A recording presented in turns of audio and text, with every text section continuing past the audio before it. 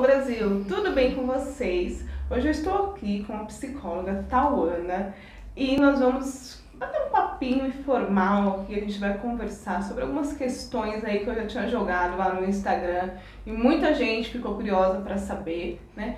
Sobre terapia, né? Comportamentos, enfim, né? Vamos abrir aqui umas perguntinhas aí. Eu espero que vocês gostem desse vídeo. Seja muito bem-vinda, Tauana. Muito obrigada, Carol. Obrigada pela confiança, obrigada por preservar a importância da saúde mental, né? A gente acabou encerrando o mês da saúde mental, que foi o mês de janeiro, mas o trabalho continua, porque a saúde mental também é um processo de autoconhecimento e a psicoterapia auxilia muito nessa parte. E a gente está vivendo hoje numa geração que a doença mental é o mal do século, Sim. Né?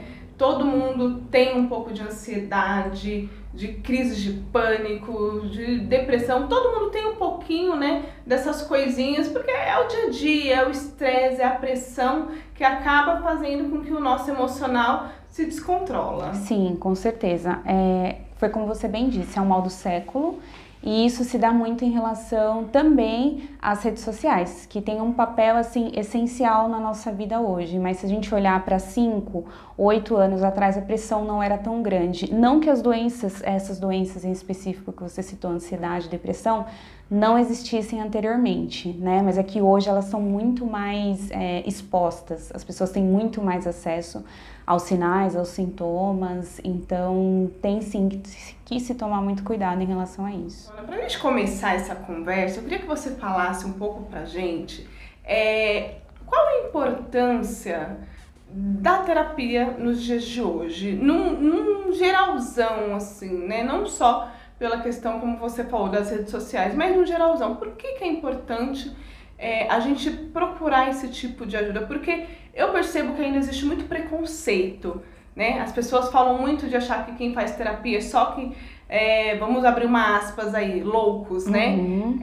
Eu particularmente não concordo com isso. Então explica um pouquinho pra gente qual que é essa importância no geral. Então, existe uma resistência, né? Uma resistência muito grande das pessoas em se olhar. Hoje em dia, quando você passa a ter esse momento para você, às vezes machuca, às vezes dói, então é muito mais fácil você olhar a rotina de fora do que você de repente reservar um tempo que seja 50 minutos da terapia, 1 hora, para se olhar. Então isso dói e a gente não quer mexer com o que dói. Então, de repente, boa parte dessa resistência, dessa negação à terapia vem isso, ao medo de mexer no que está guardado lá dentro, aparentemente. E eu entendo que assim, o autoconhecimento também é um processo dolorido. Sim. Né? Porque a pessoa, ela nunca quer saber dos defeitos. Uhum. Ela sempre preza porque eu sou boa, porque eu sei fazer, né? E onde entra essa questão, como que eu vou te dizer? Da dor mesmo. Por que ela incomoda tanto o ser humano de aceitar que ele tem os erros, que, né, aqueles erros podem prejudicar a vida dele? A gente tem uma tendência, né? Quando a gente fala de autoconhecimento, a gente vai muito para esse lado que você está perguntando, da dor, do que é difícil, desses acessos um pouco mais obscuros. Só que a gente também esquece que com o processo do autoconhecimento, a gente pode conhecer coisas novas da gente, a gente pode descobrir novas alegrias, novos enfrentamentos, e da dor sempre tem alguma coisa de bom que a gente tira, o aprendizado, a experiência, enfim. Então é tirar um pouco essa coisa de que esse processo é doloroso. Ele é sim, só que ele também é um processo em alguns momentos muito mais vitorioso. Então, Ana, me fala uma coisa, existe um tempo pré-determinado para o processo terapêutico? Então, depende muito da abordagem, Carol, porque assim, a linha que eu trabalho é pelo menos 6 meses. Inicialmente eu faço um contrato inicial com o paciente e aí eu trabalho com ele em alguns processos dentro de 6 meses, mas existem outras linhas que a pessoa pode passar em análise por 1, 2, 10 anos, enfim. Ou até a vida inteira. Sim. Como a gente entende essa alta, né? Como que a gente sabe que a pessoa ela consegue caminhar com as próprias pernas a partir daquele dia? Terapia ela é essencial, né? Só que a terapia ela tem um custo, ela tem um valor. Então, dificilmente os indivíduos hoje vão querer ficar pagando por isso a vida inteira, porque o valor investido na terapia pode ser um valor investido em outra coisa, enfim. Em relação à alta e atrelando ao valor, na abordagem que eu trabalho, eu vejo muito se o paciente ele está conseguindo estabelecer aquelas primeiras impressões que ele trazia para mim como algo negativo, se ele está conseguindo trabalhar isso sozinho, sem a dependência, porque o papel do psicólogo também não é criar uma dependência em relação ao paciente, nem uma dependência financeira e nem uma dependência emocional. Você acha que ainda, em relação à saúde pública, né, falta um pouco dessa estrutura para os cuidados da saúde mental? Porque a gente sabe que uma terapia, né, tem um custo, como você disse, e muitas pessoas não procuram por conta disso, né? Elas não estão nem assim, vamos dizer, preocupadas com a saúde mental, elas não vão porque acha caro, né?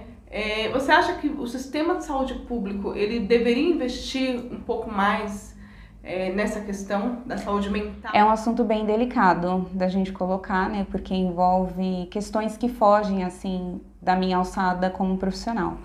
Porém, existe sim uma deficiência em relação à preservação da saúde mental, em relação à prevenção, não existe um trabalho preventivo, esse trabalho que eles tentam inserir um psicólogo na escola, geralmente escola particular tem um profissional, mas é algo que ainda é muito distante. Então, não tem um investimento maçante em relação a isso, porque é algo que a pessoa não vê. Então, você sente um ataque cardíaco, você sabe que é o seu coração ali que tá ruim, que tá precisando, você vai pra fila, você precisa de um transplante, você vai pra fila, enfim. E a terapia é algo que você não vê, é algo que você vai empurrando, é algo que você vai deixando. E a saúde pública, ela tem muitos trabalhos, muitas organizações, muitas ONGs, muitas empresas, enfim, hospitais que investem pesado nisso, mas realmente não é o grande foco. E se fosse o grande foco, teria uma prevenção muito maior em outras doenças.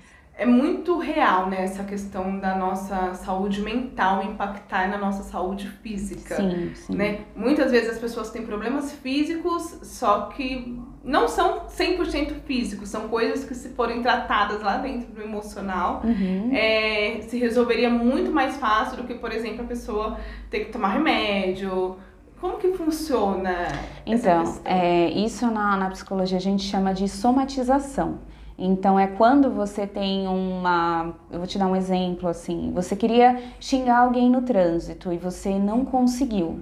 Então, você fica com aquele nó na garganta, aquela sensação. Então, literalmente, você engole. Quando você engole aquilo, vai se tornando algo fisiológico, porque você está engolindo saliva. À medida que você faz muito isso de engolir saliva, você pode desenvolver uma gastrite. E assim sucessivamente, virar úlcera e pode até gerar um câncer. Então são coisas que a gente faz automaticamente, que se de repente você pudesse ter dado aquela resposta, se você conseguisse ter o time de dar aquela resposta na hora, você não geraria tudo isso. Então eu acredito sim que a somatização desses sentimentos de preservar, de se calar, de não falar, gera muitos problemas físicos, sim. E é uma série de problemas físicos, sim, né? Não é só, a gente tá falando da gastrite, né? Mas pode desenvolver, eu não sei se até que ponto é verdade, mas eles já comprovaram que câncer um dos fatores que levam são pessoas muito magoadas, sim, né? Pessoas que são muito ressentidas, diz que estimulam de alguma forma a célula do câncer e a pessoa acaba desenvolvendo, né? Não sei até que ponto isso é verdade, mas já comprovaram alguns fatos em relação a isso. Sim, existem muitos comentários de que é uma doença de início emocional, digamos assim. Claro que não existem muitas comprovações e também não é um assunto completo do meu domínio, mas é claro que se você pode vivenciar experiências com uma emoção saudável, consequentemente menos doenças você tem. Então, cuidando daqui, você cuida de todo o resto. Então, Ana, vamos conversar agora um pouco sobre o boom do século que foram as redes sociais. Sim. Né? Hoje em dia, todo mundo tem um Instagram, todo mundo tem, né, um Facebook. Eu brinco, até a minha avó, que tem 85 anos, interage, né, nessa brincadeira aí.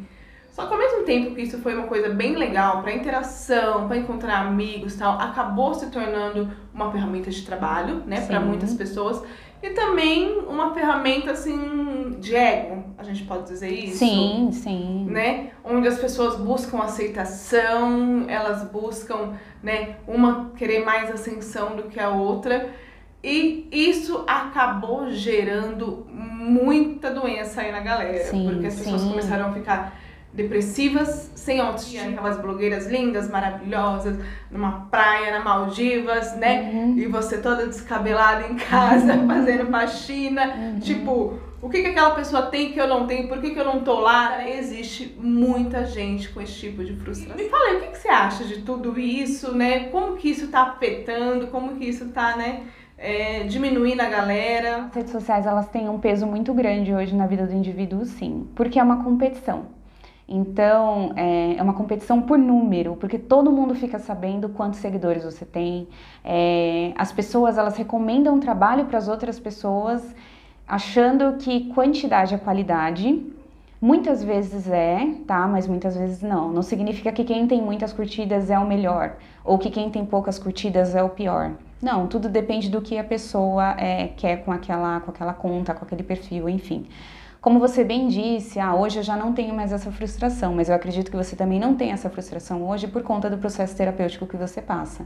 Porque é muito complicado, sim, você tá lá na sua vida, no seu quarto, com as suas contas para pagar, algumas não, porque chega uma fase da vida que a gente joga realmente o boleto para cima e fala, se eu pago, se eu não pago, né? Chega essa fase e a pessoa tá lá aparentemente com as contas pagas. Então, é por aparência. Rede social... Tem muita gente bacana, tem muita gente verdadeira, tem muita história bonita, tem muito acesso, e isso é super importante, acesso à informação, tem muita informação de segurança.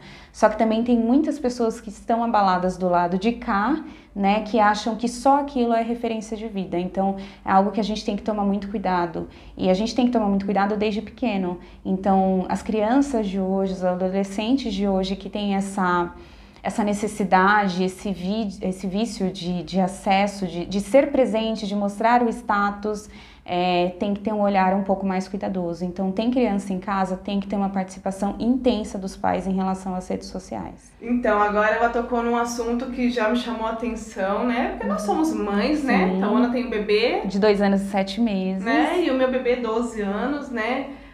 São idades diferentes, mas é uma mesma geração. Sim, sim. Né? São gerações que desde pequeno eles já sabem o que é um iPad, um iPhone. Eles são a geração do eletrônico, diferente da gente, né? A gente brincava na rua, a gente tinha outros tipos de acesso, a gente não cresceu na frente de um computador. Eu particularmente, né, vou dar a minha opinião agora pessoal, eu acho que a criança tem que ser criança, a criança ela tem que se sujar, ela tem que ficar na terra, ela precisa ter tato, ela precisa ter dinâmica, tato e contato, né? Tato e contato com tudo.